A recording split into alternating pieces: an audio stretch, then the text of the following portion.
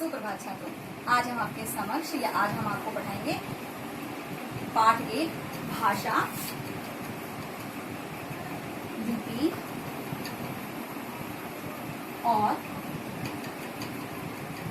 व्याकरण।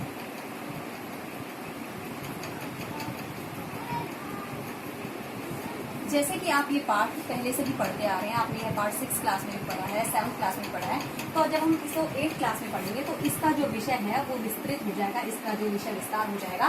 तो उसी पर आधारित हम ये पढ़ेंगे कि भाषा, लिपि और व्याकरण। सबसे पहले हम अगर बात करते हैं तो भाषा क्या है?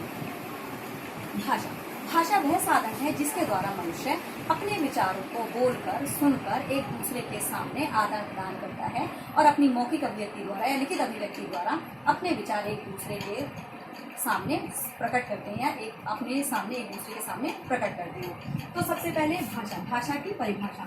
भाषा वह माध्यम है,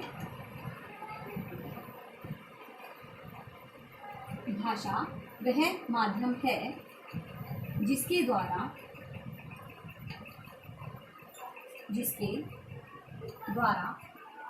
मनुष्य अपने विचारों का आदान प्रदान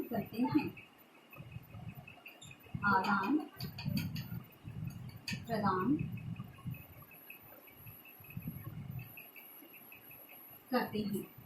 तो सबसे पहले अगर हम इसकी परिभाषा देखें तो भाषा वह माध्यम है जिसके द्वारा मनुष्य अपने विचारों का आदान प्रदान करते हैं, यानी कि मनुष्य अपने विचारों को एक दूसरे के सामने प्रस्तुत करते हैं, प्रकट करते हैं।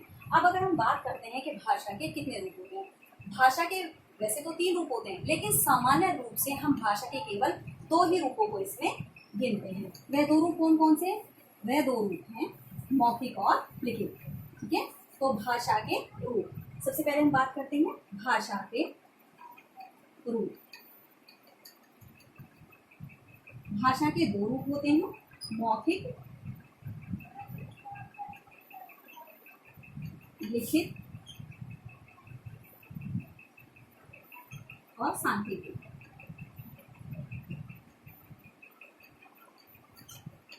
देखिए, मैं बार बार कह रही हूँ भाषा के 2 रूप हम इसलिए कह रहे हैं क्योंकि हम पहले ऊपर वाले 2 रूपों को भी सामान्य भाषा में प्रयोग करते हैं। तीसरे रूप को केवल जो असामान्य लोग होते हैं या ट्रैफिक पुलिस वाले लोग होते हैं, केवल उन्हीं के लिए इस भाषा का प्रयोग होता है, इसलिए हम सामान्य तौर पर इन्हीं 2 रूपों को इसमें गिनते हैं। तो सबसे पहले अगर हम बात करते हैं मौखिक, तो मौखिक क्या होता है? मौखिक यानी कि मुख से बोलना, यानी कि जब व्यक्ति अपने विचारों को मुख से बोलकर एक दूसरे के सामने प्रकट करते हैं तो वह हमारा कहलाता है मौखिक रूप। इसी प्रकार से अगर हम बात करते हैं लिखित रूप की, तो लिखित रूप, भाषा का लिखित रूप वह होता है जिसमें मनुष्य अपने विचारों को लिखकर एक दूसरे के समक्ष प्रकट करता है। जैसे हम कहते हैं कि भाई पत्र लिख रहे हैं, कहानी लिख रहे हैं, तो इस प्रकार के जो रूप होते हैं वो हमारे लिखित रूप होते हैं। और मौखिक रूप के उदाहरण में हम कह सकते हैं जैसे काव्य प्रतियोगिता है या काव्य पाठ करना है या वाद विवाद करना है, तो ये सभी हमारे मौखिक रूप के अंतर्गत आते हैं। तो सांकेतिक रूप में केवल और केवल उन्हीं लोगों के लिए होती है जो असामान्य लोग होते हैं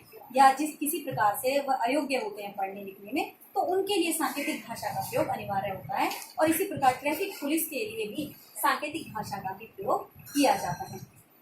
अब इसके बाद बात करते हैं हम बोली की।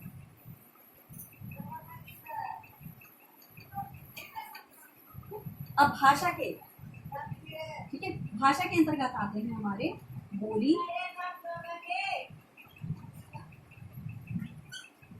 उपभाषा। सबसे पहले भाषा के अंतर्गत ही बोली और उपभाषा को भी गिना जाता है। यानी कि बोली केवल भाषा का एक बहुत ही सीमित रूप है, यानी कि एक सीमित एरिया में, सीमित क्षेत्र में बोली जाने वाली जो बोली होती है उसे ही बोली कहा जाता है, उसे भाषा नहीं कहा जाता, क्योंकि उसमें साहित्य की रचना नहीं होती। जब बोली का थोड़ा सा रूप विस्तृत होने लगता है और उसमें साहित्य की रचना होने लगती है तो वह हमारी उपभाषा कहलाती है। जैसे हमारी ब्रिज की भाषा है, ठीक है, तो ये सारी हमारी अवधी भाषा है, पहाड़ी भाषा, ये सारी क्या है? ये हमारी उपभाषाएं कहलाती हैं जिनमें साहित्य की रचना होती है। जिसमें भी साहित्य की रचना होती है वह हमारी उपभाषा या भाषा कहलाती है। भाषा का क्षेत्र विस्तृत होता है जबकि बोली का क्षेत्र जो है वो सीमित होता है। ठीक है, अब इसके बाद हम बात करते हैं हिंदी भाषा के बारे में। ठीक है, इसके बाद बात करते हैं हम, ठीक है, ये हिंदी भाषा के बारे में। हिंदी भाषा स्वतंत्रता प्राप्ति के बाद जब बात आई कि मतलब राष्ट्रभाषा या राजभाषा का दर्जा किस भाषा को दिया जाए, तो सभी के मत के अनुसार हिंदी भाषा को ही राजभाषा के रूप में चुना गया और आज़ादी के बाद 14 सितंबर 1949 को हिंदी भाषा को राजभाषा का दर्जा दिया गया। देखिए, राजभाषा वह होती है, ठीक है, जिसके अंतर्गत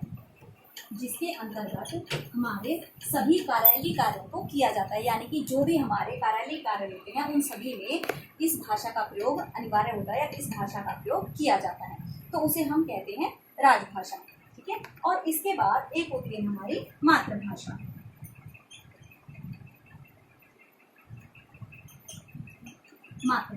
मातृभाषा वह भाषा होती है जिसे बच्चा अपने आसपास के परिवेश से, अपने माता पिता से या अपने आसपास के वातावरण से सीखता है, और जब उसका विकास होता है तो वह हमारी मातृभाषा कहलाती है। अब इसके पश्चात हमारी राजभाषा हो गई, मातृभाषा हो गई, इसके पश्चात आती है हमारी मानक भाषा। मानक भाषा क्या होती है? मानक भाषा वह भाषा होती है जिसके द्वारा शिक्षाविदों द्वारा, अध्यापकों द्वारा या उच्च अधिकारियों द्वारा, जो हिंदी अधिकारियों द्वारा जो इस भाषा का मानक रूप होता है, ये कहिए कि एक मानकीकरण रूप जो होता है वो स्वीकार किया जाता है, यानी कि जिसे ये कहा जाता है कि ये हिंदी में सही रूप है, हिंदी भाषा का सही रूप है, उसे स्वीकृत किया जाता है, तो उस भाषा को मानक भाषा कहा जाता है। मानक होता है यानी कि भाषा का सही रूप, भाषा का शुद्ध रूप, वह हमारा क्या कहलाता है? मानक भाषा कहलाता है। अगर हम बात करते हैं हिंदी भाषा की, तो जैसा कि मैंने आपको पहले भी बताया था कि हिंदी भाषा को राजभाषा का दर्जा दिया गया था। कब? 14 सितंबर 1949 को। 14 सितंबर 1949 को इसे राजभाषा का दर्जा दिया गया था, और तब से प्रत्येक वर्ष 14 सितंबर को ही हिंदी दिवस के रूप में मनाया जाता है।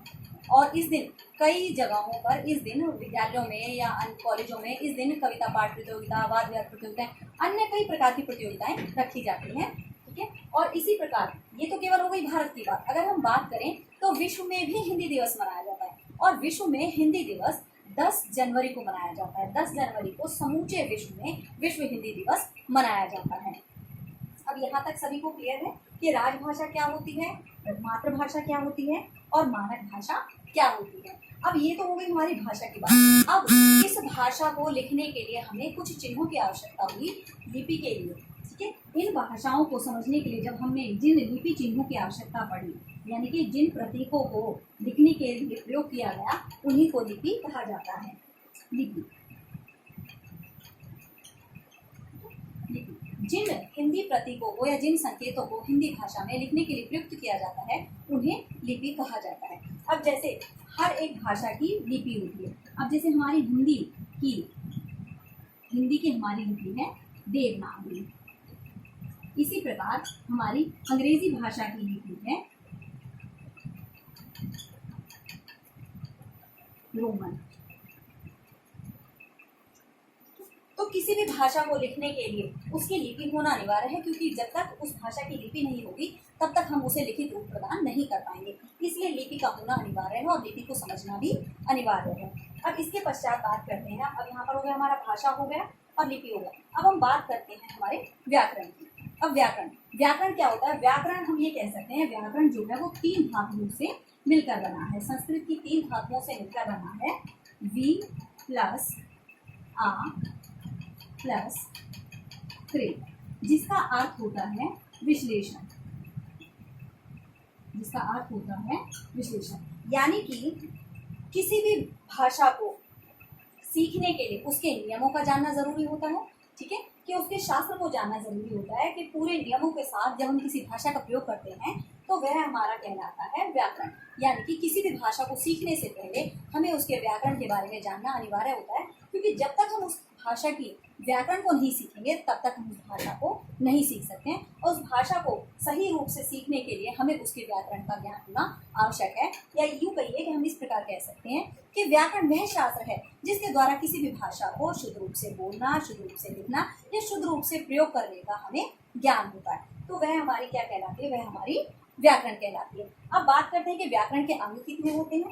तो व्याकरण के 4 अंग होते हैं। व्याकरण के 4 अंग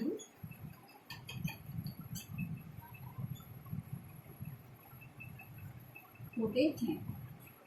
तो सबसे पहले बात आती है हमारी वर्ण विचार। सबसे पहले बात आती है हमारी वर्ण विचार। अब इसके अंतर्गत हम वर्णों के बारे में सीखते हैं कि वर्णों का उत्थान किस प्रकार हुआ, किस प्रकार वर्ण बने, क्या वर्णों के भेद होते हैं, इसके अंतर्गत क्या क्या होते हैं, उन वर्णों के भी भेदों के कितने कितने भेद होते हैं। तो ये सभी कुछ हम किसके अंतर्गत पढ़ते हैं, ये सभी कुछ हम वर्ण विचार के अंतर्गत पढ़ते हैं। अब इसके पश्चात आता है हमारा शब्द विचार।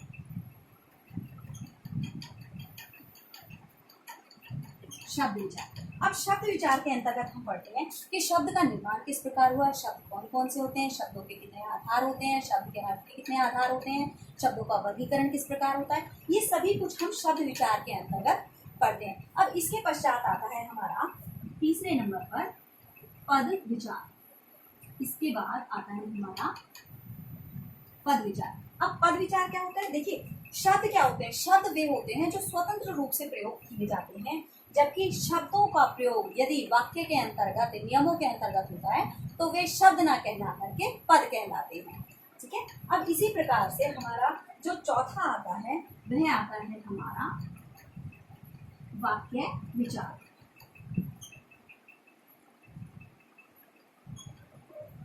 वाक्य विचार। अब वाक्य विचार क्या होता है, वाक्य विचार के अंतर्गत हम ये सीखते हैं कि वाक्य का निर्माण किस प्रकार होता है, वाक्य का पद क्रम क्या होता है, वाक्य किस प्रकार लिखे जाते हैं, वाक्य का कितना भेद होते हैं, किस प्रकार से उनका वर्गीकरण किया जाता है, ये सभी के आधारों पर ही हम वाक्य विचार का विश्लेषण करते हैं।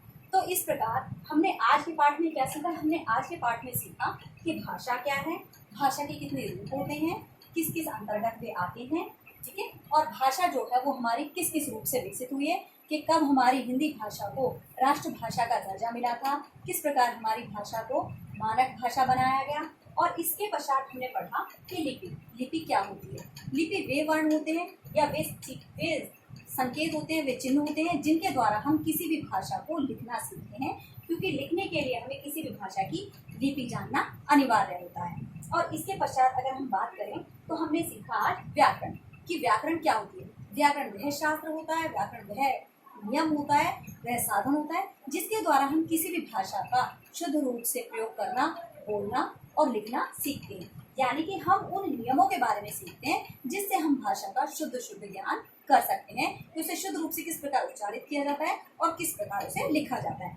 इसके पश्चात हमने इसके अंतर्गत यह भी ज्ञान किया कि व्याकरण के कितने अंग होते हैं, यानी कि व्याकरण के कितने अंग होते हैं और किस प्रकार से हम अपनी व्याकरण का विश्लेषण करते हैं, किस प्रकार से हम अपनी व्याकरण को आगे बढ़ाते हैं और उसके अंतर्गत हम क्या क्या सीखते हैं। तो जैसा कि हमने देखा कि सबसे पहले हमने क्या सीखा, हमने सीखा वर्ण विचार। कि वर्ण विचार के अंतर्गत हम वर्णों के बारे में पढ़ते हैं कि वर्णों के कितने भेद होते हैं, वर्णों को किस किस प्रकार से लिखा जाता है, उनके भेदों के क्या क्या नाम होते हैं। ठीक है। इसी प्रकार से अगला हमारा विषय आया शब्द विचार, कि शब्द क्या होते हैं। शब्द वे होते हैं जिनका स्वतंत्र रूप से प्रयोग होता है, जिनका स्वतंत्र रूप से उच्चारण होता है, वे हमारे शब्द कहलाते हैं।